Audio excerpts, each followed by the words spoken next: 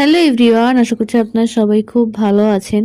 রিদ্ধি জন্মের পর থেকেই আমি আপনাদের দাদাভাই আর রিদ্ধি সবসময় একসাথেই বের হই। খুব কমই হয়েছে আমরা একসাথে বের হই না, যেদিন আমাদের ছুটির দিন থাকে। তো ওই দিন আপনাদের দাদাভাইয়ের ছুটির দিন ছিল।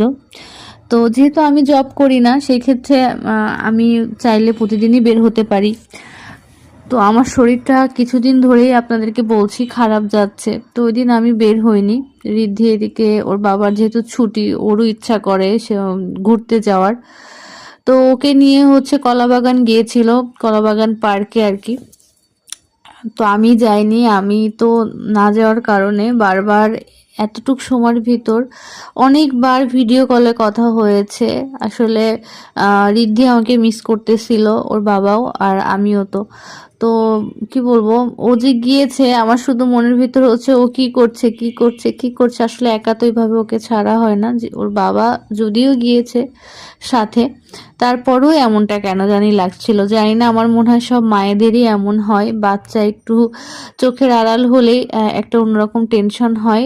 তবে আমি হচ্ছে টেনশন ফ্রি থাকি ওর বাবার সাথে থাকলে, কিন্তু তারপরও ওই যে আমার চোখের সামনে নেই। তো এখানেও তারা অনেক বেশি মজা করেছে আমাকে ছাড়া। এখানে নৌকায় উঠেছে দেখছি রিদ্ধির বাবা আর রিদ্ধি। আমি একবার এই নৌকাটায় চড়েছিলাম, ভীষণ ভয় লেগেছিল। তারপরে দেখছি যে আমার মেয়ে সবগুলা রাইডেই চড়েছে। সে তার বাবাকে বলেছে যে আমি হচ্ছে কোনো কিছু খেলনা কিনবো না, তুমি জাস্ট আমাকে একটু খেলনার দোকানে নিয়ে যাও, আমি দেখবো।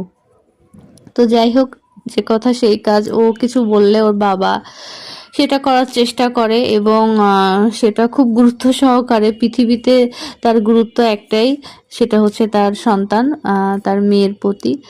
তো যাই হোক, পরে দেখি যে একটা খেলনাও কিনে এনেছে। পরে ওর বাবাই গল্পটা বলল যে আমাকে এভাবে বলে সে নিয়ে গিয়েছে।